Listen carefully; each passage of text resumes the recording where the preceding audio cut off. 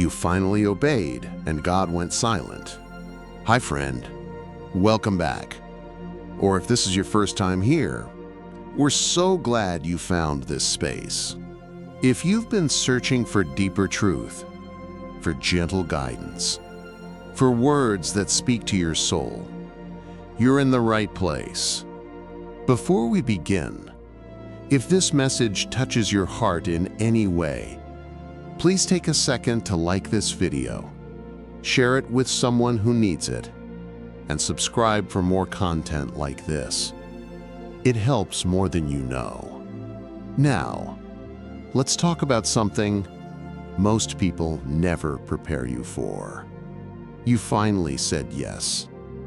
Yes to Jesus. Yes to surrender. You let go of the past, closed every door behind you, and chose to follow Him fully. You were ready for peace, ready for breakthrough, ready to feel Him near. But instead, heaven grew quiet. No signs, no voice, no open doors, just silence. And deep in your heart, a question whispers, did I do something wrong? What no one told you is this: sometimes God goes quiet after your greatest act of obedience. Not to punish, but to prepare. Not because He's far, but because He's closer than you think. This kind of silence is not empty. It's sacred. It's where your roots grow deeper and your faith becomes real. So if you're in that quiet place right now, you're not forgotten. You're not broken. You're being gently formed for something greater. In this message, we're going to slow down, breathe, and uncover what it means when God feels silent, and how to keep walking, even when you don't hear His voice. Because the silence might just be the beginning of something holy. Part 1. When obedience doesn't feel rewarded. You chose to do what was right. You let go of the relationship you knew wasn't from God. You started waking up early, seeking Him in the quiet, reading scripture, praying, listening. You turned down old temptations. You closed the doors of your past. You said, Lord, I choose you. And you waited for something to happen. Some kind of confirmation. A fresh wind. A deep peace. An open door. A word from heaven. But instead, there was silence. No dreams. No voice. No clear direction. Just stillness. And still, nothing changed. And you begin to wonder, did I give up everything, only to receive nothing? Here's the truth few people say out loud. Obedience doesn't always feel good at first. Sometimes it feels like loss, like stepping away from comfort, like letting go and getting no answer back. It feels like you laid it all down, and no one saw. No one cheered. And even God went quiet. But right there, in the silence, He is not turning away from you. He is anchoring you deeper. Because true faith is not built in miracles. It is formed in the days when nothing happens. But you still choose to trust. So if you're in that place right now, please don't run back to what once felt familiar. Don't return just because the new place is quiet. Be still. Be faithful. You didn't miss God. You are being led into a deeper place you've never known before. Part 2. When silence feels personal. When God is quiet, it doesn't just confuse us. Sometimes it hurts. You start to wonder things you're afraid to say out loud. Did I do something wrong? Did God change his mind about me? Maybe I was never really chosen. Maybe he's disappointed. Maybe he's done with me. And as the silence lingers, those questions grow louder. It doesn't just feel like a test anymore. It feels personal. It feels like rejection. Like maybe, deep down, you're not enough. But that's exactly where the enemy loves to whisper. He doesn't always shout. He waits for the silence and then slips in with doubt. If God really loved you, you'd feel him. If you were truly surrendered, he would have answered by now. If you were chosen, you wouldn't feel this empty. Sound familiar? He said it to Eve. Did God really say?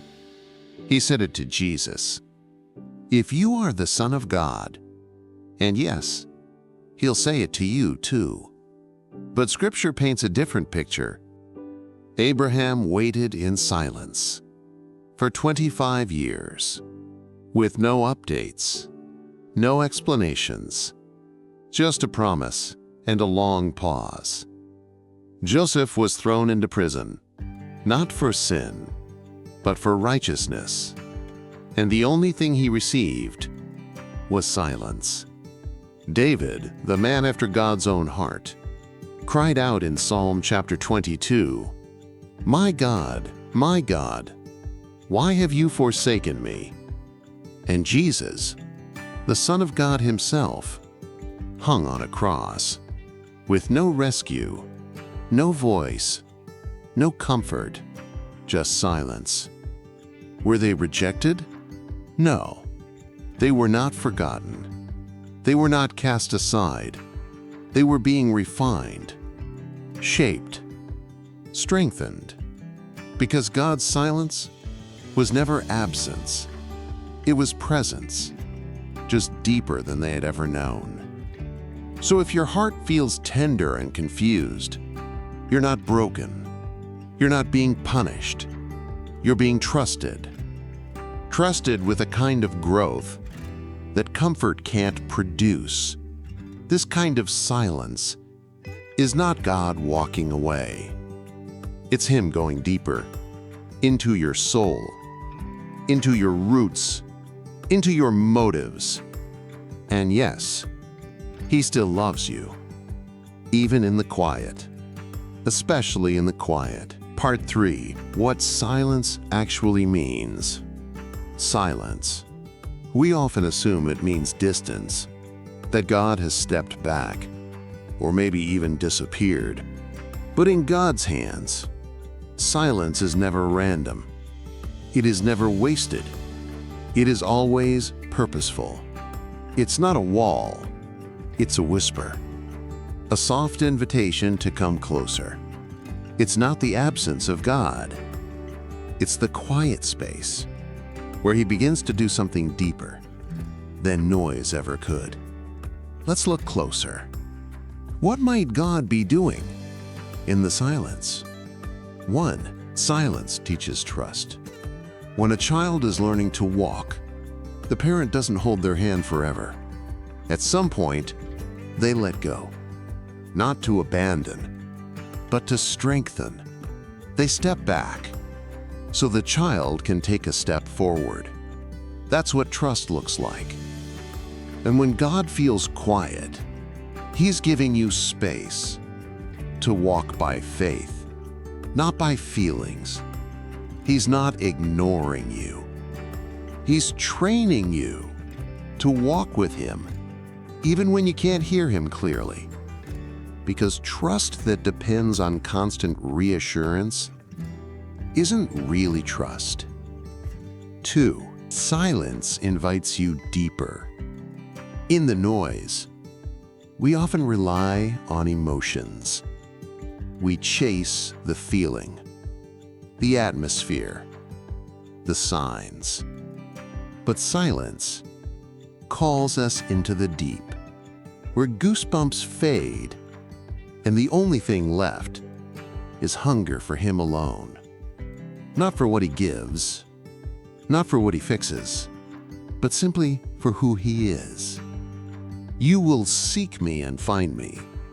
He said in Jeremiah, when you seek me with all your heart, not half your heart, not just when it's easy, but all of it, especially in the quiet. 3. Silence tests our motives. Why are you following Jesus? Is it for the blessings, the breakthroughs, the feelings, or is it because he is Lord, even when he is silent? Silence gently reveals the truth. When the blessings pause, do you still bless his name? When the answers don't come, do you still trust his heart? Anyone can worship when the sky is open, but it's the quiet-hearted who worship when heaven seems still. So if God is silent in your life right now, don't rush away. Don't panic. Don't assume something is wrong. Maybe he's not stepping away. He's stepping closer, not to shout, but to draw you into deeper waters, to strip away the noise, to teach you to listen in a new way, because he is still speaking, just in a different tone. Part 4. You're not alone in this. That silence you're feeling now, you're not the first, and you won't be the last. The Bible is filled with people who walked through long seasons, where heaven seemed quiet, where prayers echoed, where answers didn't come, where all they had was faith. And yet, they were never forgotten. Not one of them. Let's remember their stories. Abraham. God promised him a son. Then years passed, and nothing changed. No update. No sign. Just silence. But in that silence, Abraham learned how to trust, not in what he saw, but in the one who called him. And when the time was right, God fulfilled every word. Joseph, he did the right thing. He ran from sin. He honored God. And what happened? He ended up in prison, with no rescue, no voice from heaven, no explanation. But that prison was not punishment. It was preparation. Because God wasn't just saving Joseph, he was positioning him to save a nation. David, anointed to be king, called by God. But then, he found himself hiding in caves, running from enemies, crying out in agony, "Why, Lord, do you stand far off? Why do you hide in times of trouble?" Sound familiar? But those dark places became the training ground where David's worship was forged, not in the palace, but in the wilderness, because real kings are not shaped in comfort, they are formed in silence. Jesus, in the garden, on the night before the cross, he prayed, "Father, if you are willing, take this cup from me." And there was no answer, no angels, no voice from heaven, only silence, weighty silence. But that silence held the fullness of salvation. Because in that quiet moment, Jesus chose obedience, even when he felt alone. So if you're in a silent place today, feeling unseen, unheard, forgotten, let this be your reminder. You are walking the same road as Abraham, Joseph, David, and Jesus. You are not the exception. You are part of a sacred pattern. And just like them, you are not being abandoned. You are being shaped. Quietly, faithfully, lovingly, by the same God who never stopped writing their story and hasn't stopped writing yours. Part 5. How to wait without growing cold. Waiting is hard. Waiting in silence, that's even harder. Because when heaven is quiet, you begin to wonder, is God still with me? Did I miss his voice? Should I just do something myself? You don't want to walk away, but you're tired, weary. Not in rebellion, just in quiet exhaustion.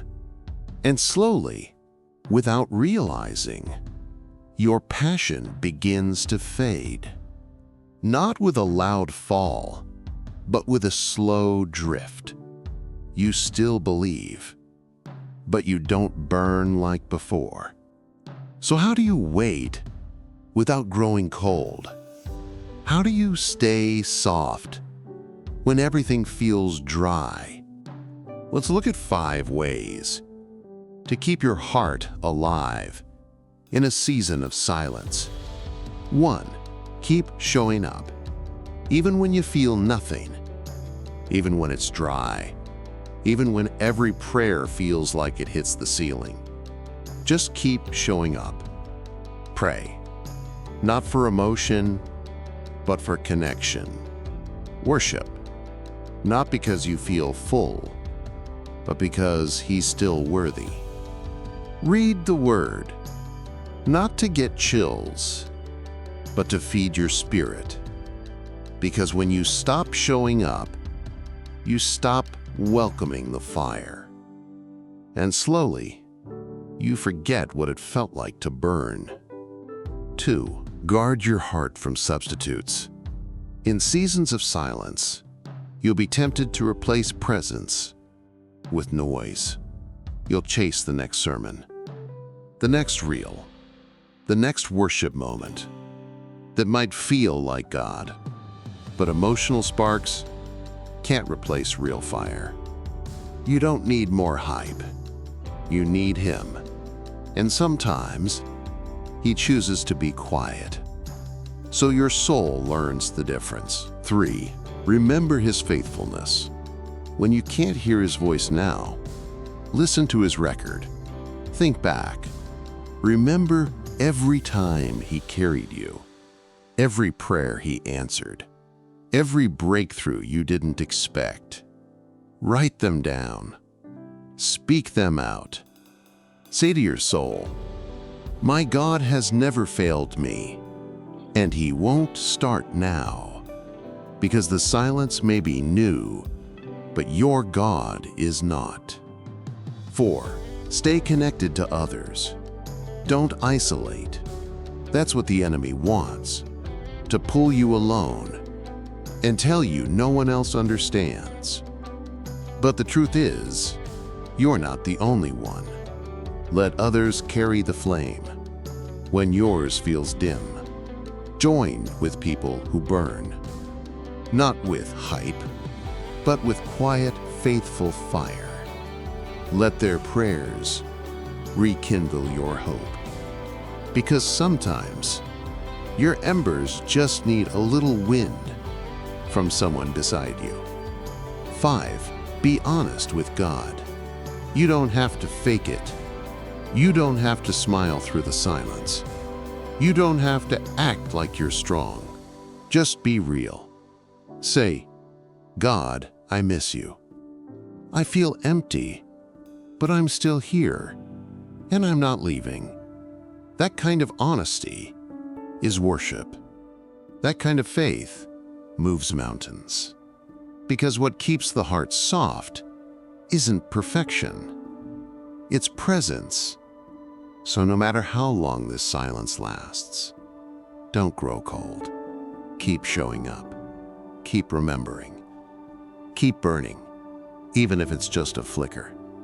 Because those who wait on the Lord renew their strength. They don't drift. They rise. Part 6. what God builds in the quiet. Don't be fooled. Just because it's quiet doesn't mean nothing's happening. In fact, it might be the exact opposite. The quiet places, the hidden seasons, are often where God does His most important work. Not in the noise, not in the rush, but in the stillness. You may not feel it, you may not see it, but deep beneath the surface, something is forming. Let's look at what God builds in the silence. He's building endurance. Endurance isn't built on mountaintops.